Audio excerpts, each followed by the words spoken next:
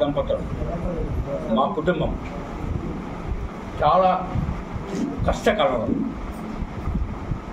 అటువంటి కష్టకాలంలో మిమ్మల్ని అన్ని విధాల సహకారం చేద్దాం అన్నటువంటి ఉద్దేశంతో ఈవేళ మీ అంతా నా తాలూకా అభిమానులు. మీ అభిమానులంతా ప్రతి విషయాన్ని కూడా తెలుసుకుందాం అన్నటువంటి ఆత్రం ఉంది. మీ అభిమానులకి ఒకవైపు పార్టీ, మరొక వైపు మా దంపతులు, మా తాలూకా కష్ట నష్టాలు అర్థం చేసుకోవాలి అన్నటువంటి కుతూహలం ఉంది.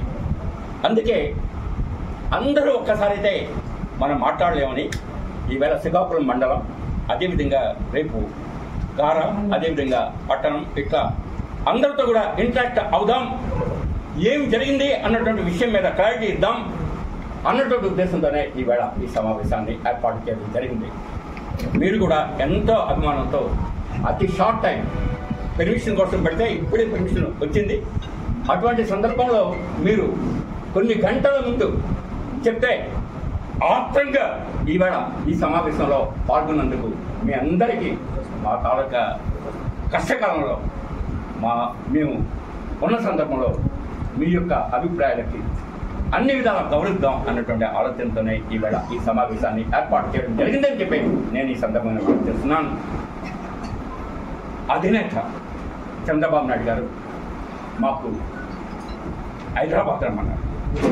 పార్టీ ఆఫీసులో సమావేశం పెడితే ఎక్కువ మంది ఉంటారు కాబట్టి ఏకాగ్రత లోపిస్తుంది.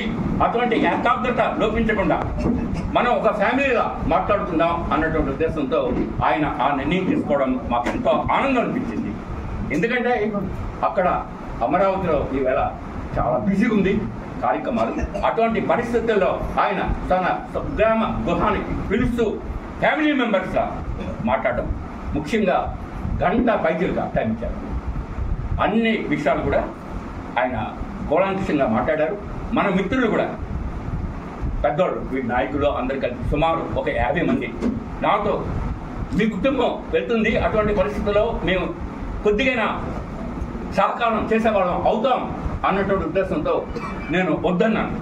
ఎందుకంటే ఇది కేవలం మా ఫ్యామిలీతో మాట్లాడతారు అన్నటువంటి విషయం చెప్పినప్పటికీ కూడా కాదు, మీ తాలూకా హితులం, మీరు చెప్పినా చెప్పకపోయినా మేము అక్కడికి వస్తాం అని చెప్పి వాళ్ళు స్వయంగా నిర్ణయాన్ని తీసుకొని రావడం జరిగింది. ఆ నిర్ణయం తీసుకొని స్వయంగా వచ్చినటువంటి ప్రతి ఒక్కరికి కూడా నా ధన్యవాదాలు తెలియజేస్తున్నాను. ఎందుకంటే మేము ఎవరికి కూడా రమ్మని చెప్పలేదు, వాళ్ళుగా నిర్ణయం తీసుకున్నారు అని చెప్పి నేను ఈ సందర్భంగా మనం చేస్తున్నాను. అటువంటి సందర్భంలో చంద్రబాబు నాయుడికి అన్ని విషయాలు చెప్పాం కూలంకషంగా. ఆయనకి మాకు సుమారు 45 ఏళ్ళు బంధం ఉంది.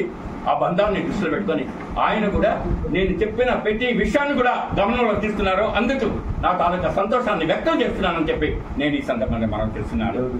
ఆనాడు పార్టీలో విభేదాలు రావడానికి కారణం గురించి ప్రస్తావన మొదలుపెట్టి ఆ వేళ ముఖ్యంగా చెప్పాలంటే మేము కింజాప్ వాళ్ళు, అదేవిధంగా మిగతా మన తాలూకా లక్ష్మణ్ గారి ఫ్యామిలీ అన్ని మిత్రులు. అయితే ఆ వేళ కొంతమందికి టికెట్లు ఇవ్వడం, ముఖ్యంగా ఎర్రనాయుడు గారికి టికెట్ ఇవ్వడం, ఆనాడు ఆ విధంగా శివాజీకి టికెట్ ఇవ్వడం వల్ల గ్రూప్స్ ఏర్పడ్డాయి. వాళ్ళు ఇండిపెండెంట్గా పోటీ చేసేటప్పుడు కేవలం ఎమ్మెల్యేకే పోటీ చేస్తుంటే ఎటువంటి నష్టం జరిగింది కాదు. ఆ వేళ ముఖ్యంగా చెప్పాలంటే ఎంపీకి పోటీ చేయడం వల్ల ప్రతి దగ్గర కూడా చీలికలు వచ్చాయి. ఆ చీలికల్ని ఈ విధంగా ప్రయాణం జరిగింది. అది దాంతో ప్రారంభమైంది అన్నటువంటి విషయం కూడా తెలియజెప్పడం జరిగింది. అది అంతా దృష్టిలో పెట్టుకున్నారు ఆయన. తర్వాత క్రమంలో ఈవేళ ప్రస్తుతం చెప్పాలంటే గ్రూప్ అనేది సూసైడ్, అటువంటి సూసైడ్ ఉండకూడదని చెప్పి మా మిస్సెస్ లక్ష్మీదేవి గారు రాష్ట్ర అధ్యక్షుడు పెద్ద ఆయన అని సుమారు 3-4 సార్లు వెళ్ళారు, రిక్వెస్ట్ చేశారు, 2 ఏళ్ళు తిప్పారు, కానీ ఏ చర్య తీసుకోలేదు అన్నటువంటి నిర్దిష్టంగా నేను చంద్రబాబు నాయుడు గారితో చెప్పడం జరిగింది. రాష్ట్ర అధ్యక్షుడు నిర్ణయం తీసుకోకపోవడం వల్లే ఈ యొక్క కెలామిటీ ఏర్పడింది అంది నిర్ద్వందంగా చెప్పడం కూడా జరిగిందని చెప్పి నేను ఈ సందర్భంగా మనవి చేస్తున్నాను.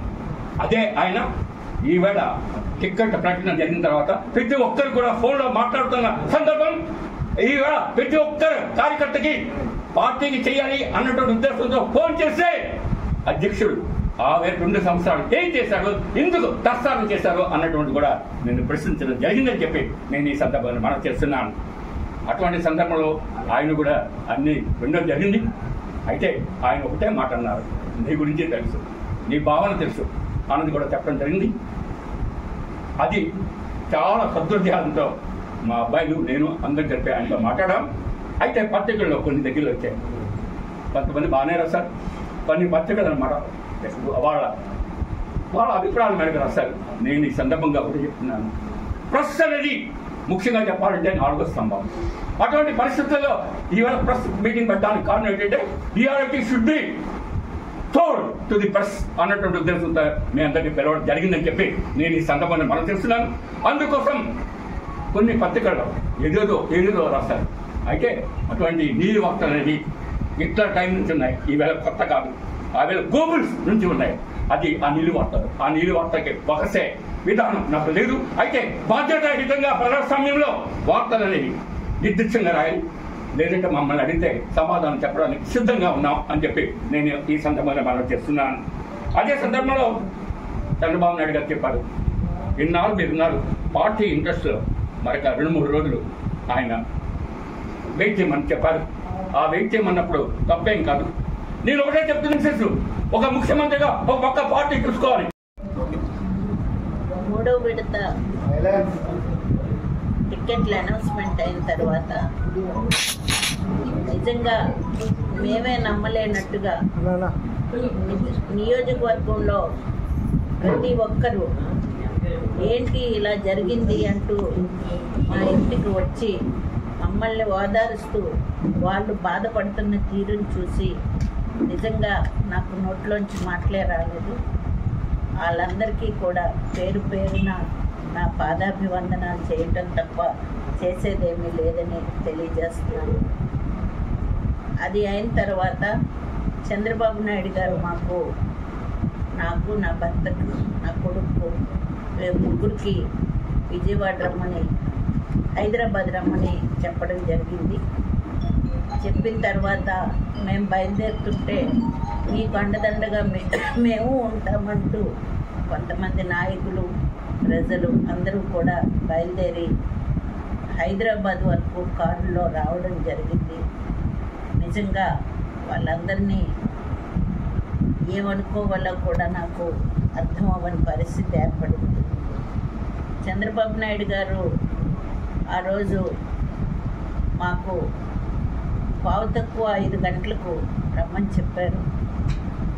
హైదరాబాద్ నగరంలో మేము రూట్లు మర్చిపోతామని భయంతో 4:15కి 4:20 ఆయన దగ్గరికి వెళ్ళి ఆయన ఇంట్లో కూర్చోవటం జరిగింది. ఎందుకంటే ముందెళ్ళకపోతే దారులు తెలియవు.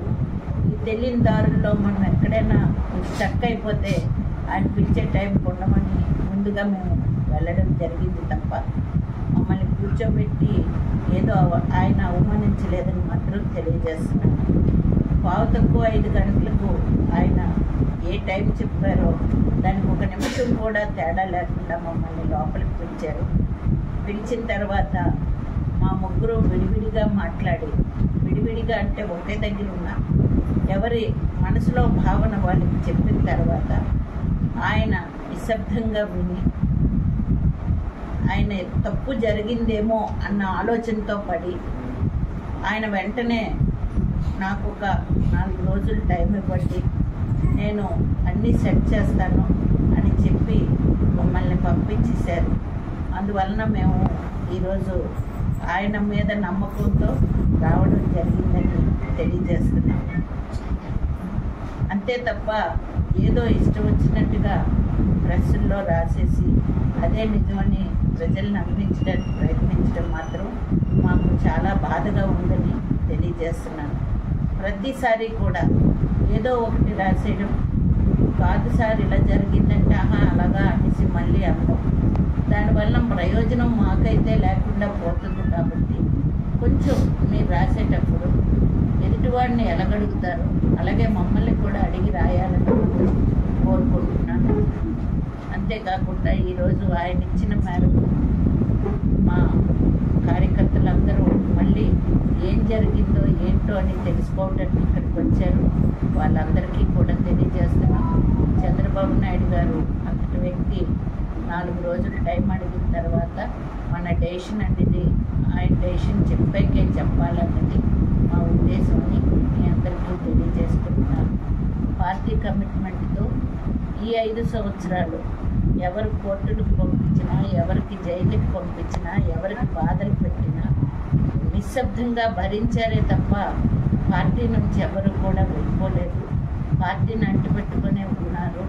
అలాంటి వ్యక్తులందరికీ మనస్ఫూర్తిగా మరోసారి నా ధన్యవాదాలు తెలియజేసుకుంటున్నాను.